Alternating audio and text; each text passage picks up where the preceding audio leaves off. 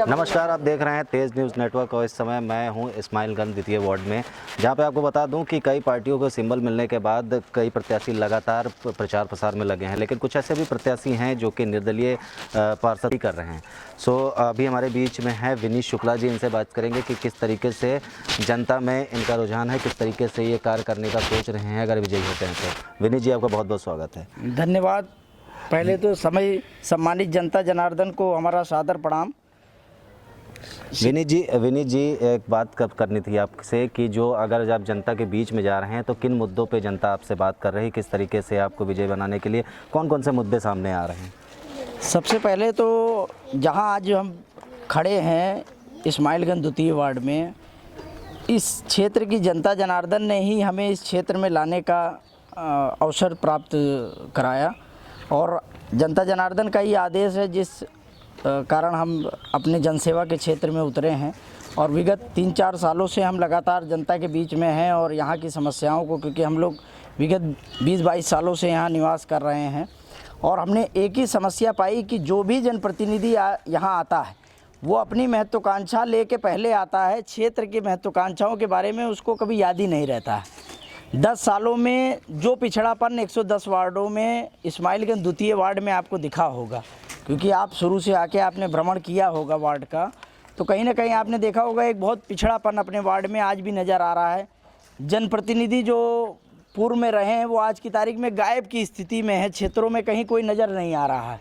जनता को क्या चाहिए कि उसके पास जो जनप्रतिनिधि हो वो उसके पास अवेलेबल हो आसानी से, और इसीलिए जनता जो 35,000 लगभग जनता रहती है वो अपने क्षेत्र से एक जनप्रतिनिधि को चुन के इसीलिए भेजती है कि वो उसकी बातों को आगे तक पहुंचाएगा। आप देख रहे होंगे यहाँ सारी नालियाँ बजा रही हैं, भरी हुई हैं, सारे सीवर की व्यवस्था देख लीजिए, जल की समस्या देख लीजिए, जितनी जलापूर्ति की समस्याएं हैं, जल हर जगह कनेक्शन हो चुके हैं मगर पानी नहीं है घरों में। लोगों के यहाँ बिल आ रहा है मगर पानी नहीं आ रहा है। लोग अपने सुविधा के अनुसार, किसी ने समरसेबल लगाया, किसी ने हैंडपंप लगाया, अपने पैसे से आदमी उसको खर्च करके उपयोग में ला रहा है, उसके बावजूद भी उसको बिल देना पड़ रहा है। तो ये एक मूलभूत समस्याएं हैं।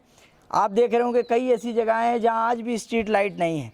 आप कल्याणी, बिहार, बीमन नगर इधर क्षेत्रों में जब निकलेंगे अंदर की तरफ तो आप आज भी ये पाएंगे कि वहाँ बिजली के जो बांस की कौची हैं उस पर बांस के खंभों, बांस के पिलर पे लेके क्या नाम है आज भी बिजली के तार जा रहे हैं। क्या इतना, और हम कहते हैं कि हम लखनऊ में हैं। क्या ये लखनऊ का विकास इसी तरीके से हमारे जनप्रतिनिधियों ने किया है? अच्छा विनीत जी, एक बात कर लें कि देखिए जैसे भारतीय जनता पार्टी जो कि सत्ता पक्ष है, उसके बाद में समाजवादी पार्टी जो कि मजबूत विपक्ष है, उसके बाद बसपा भी है यानी बहुजन समाजवादी पार्टी, लगातार आम आदमी पार्टी भी लगी हुई है। तो किस तरीके से देखते हैं निर्दलीय प्रत्याशी होने के नाते कि किस तरीके से आप विजयी होंगे? क्या लगता है कि आप इन सब के सामने कैसे टिकेंगे? देखिए, सबसे बड़ी चीज़ तो ये होती है कि जिस भी जनप्रतिनिधि को अगर कहीं भी सदन में पहुंचाया जाता है तो उसका सबसे पहला जो श्रेय जाता है वो उसकी जनता जनार्दन को जाता है, और जनता ने ही ये विश्वास हम पे जाहिर किया है। इसीलिए हम शुरू से निर्दल प्रत्याशी के रूप में ही अपने क्षेत्र में कार्यरत थे और किसी भी संगठन या किसी भी समूह से हम लेके नहीं चल रहे थे। सब लोग हमारे साथ हैं, हर वर्ग का व्यक्ति हमारे साथ शुरू से है और उन्हीं सबकी प्रेरणा है जिस कारण हम क्षेत्र में कार्यरत हैं। और जनता के बीच जितनी भी समस्याएं अभी तक हुई हैं उसको जो हमारे स्तर से हो पाया उसका हमने निराकरण कराने का मिलके जनता के साथ प्रयास किया है।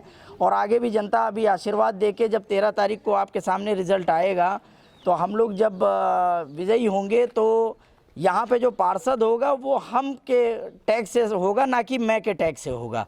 अभी तक जो जनप्रतिनिधि आए वो मैं की भूमिका में थे।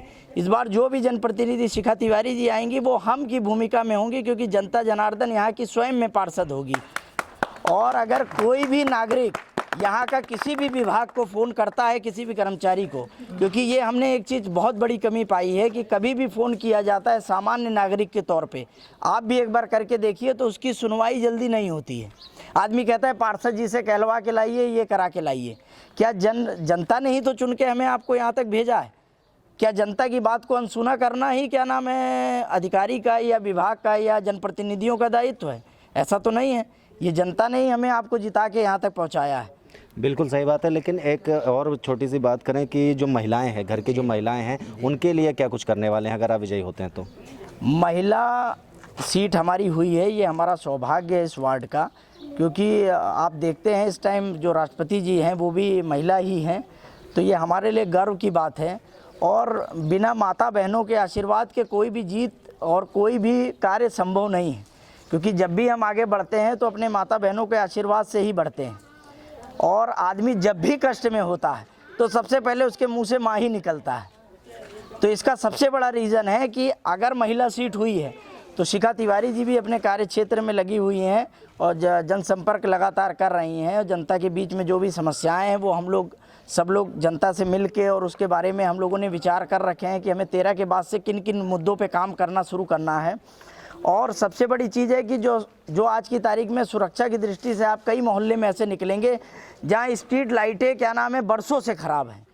रात में कोई भी परिवार का कोई भी मेंबर निकलता है तो बड़ा असहज सा महसूस करता है। रात में निकलता है, आप देखेंगे लाइट अंधेरा है, तो सुरक्षा की दृष्टि से लीजिए, बाकी चीज़ों आप देखेंगे जितनी नालियां हैं, जो विस्तारित क्षेत्र हैं आप उसमें भी जाके देखिए। गांव है तारा का पुरवा, तिवारीगंज, रोड से मात्र 50 मीटर की दूरी है, मगर नालियां आज भी बजबजा रही हैं।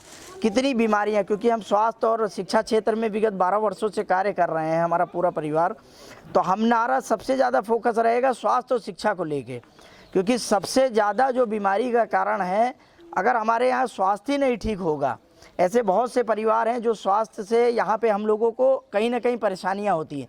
अभी आपने देखा होगा जब से चुनाव का माहौल आया है तब से नालियाँ खूब साफ़ होने लगी हैं, सड़कों पे झाड़ू लगने लगा है। 10 सालों में मेरे को नहीं समझ में आता कि ये जो कार्यकर्ता थे, जो सफाई कर्मी थे, या जो सफाई हो रही थी, ये 10 सालों से क्यों नहीं हुई। आज आप जनप्रतिनिधि को ढूंढिए, आपको मिल जाए वार्ड में, तो मुझे बताइए कोई भी।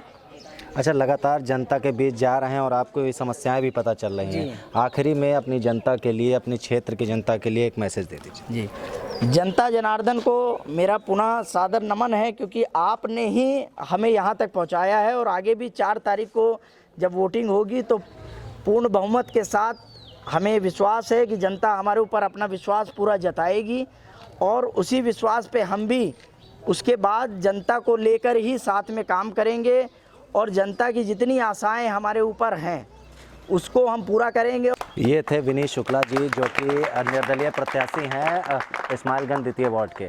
तो ये आपको दिखाते रहेंगे इस वार्ड की सभी खबरों के लिए। चैनल को ज़्यादा से ज़्यादा सब्सक्राइब करें, ज़्यादा से ज़्यादा शेयर करें। कैमरा पर्सन विवेक के साथ मैं आदित्य, धन्यवाद।